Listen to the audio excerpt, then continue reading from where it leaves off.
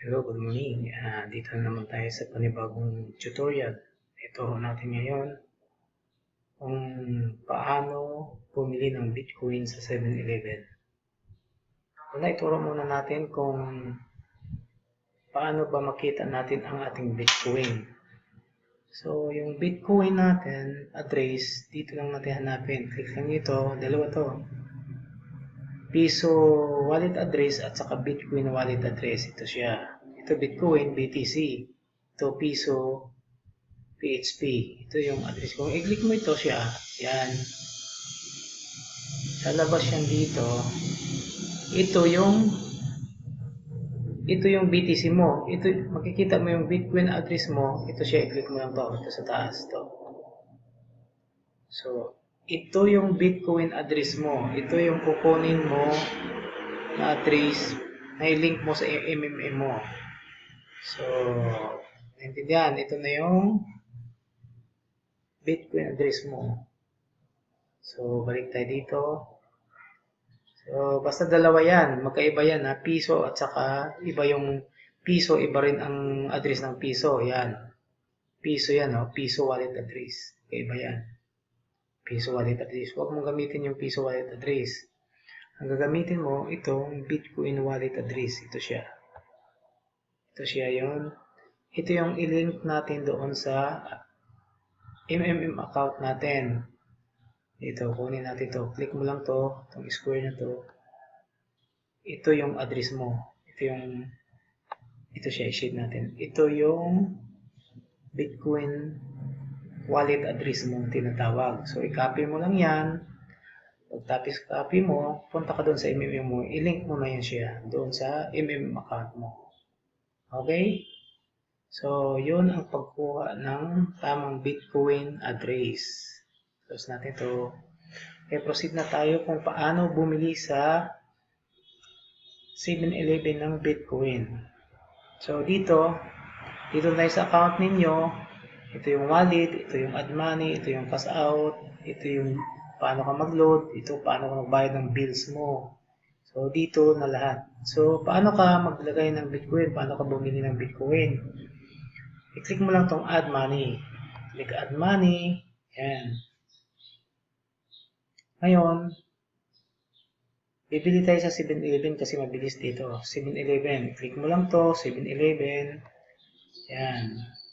Ngayon, dito mo i-type yung magkano yung bibilhin mo. Halimbawa, 2,000 ang bibilhin mo. 2,000. So, ito. 2,000. May konting charge yun. So, makikita mo dito, may 40 pesos na charge. Ito yung exact babayaran mo. Huwag yung 2,000 lang. Huwag yung halagang 2,000 kasi may charge. So, 2,040 ang babayaran mo doon sa 7-Eleven. Ngayon, paalaala ko lang, mamili ka dito kung saan mo ipapasok yon. Kasi 2,000, saan mo ipasok? Sa Piso Wallet o sa Bitcoin Wallet. So, dito natin ilagay sa Bitcoin Wallet. Click mo yan.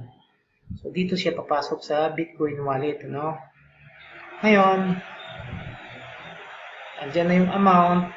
Alam mo na yung magkano yung BTC. Ito siya yung BTC niya, value. 2,000 plus 20 pesos na coins fee plus 40 bali 260 yung sa Bitcoin. 260 lahat pala yung charge sa 2,000 mo na binili. So, click mo lang yung next step. Next step, yan. Processing na. Yan. Pa-process na. So, dito, okay na yon. Kasi nakalagay dito, complete your payment. Please complete your payment in an hour. Isang oras lang yan, ha? Your reference number will be sent to your email shortly. So, waiting for payment. So, ipapadala nila yung payment order natin doon sa email natin. Kailangan pumunta tayo doon sa email natin. Titingnan natin yung dito na. So, dito na yung coin page natin. Order yan sa 7-Eleven. Ito. Oops. Dito. Natin konti. Yan. Ito yung ito yung gagawin mo. Thank you for making an add money order. You are almost done. Please complete the deposit at a nearby 7-Eleven store within 1 hour. Isang oras lang, expire yun. Kailangan, punta ka lang doon, then easy state to payment. Go to 7-Eleven store, then request a 7-Connect payment, cashier reference number. Ito yung reference number. Ibigay mo sa cashier, bayaran mo doon. Yan. Pagbayad mo doon, babayaran mo yung amount, ito siya, ito, yun. Pagtapos mo bayad, yun na, tapos na po.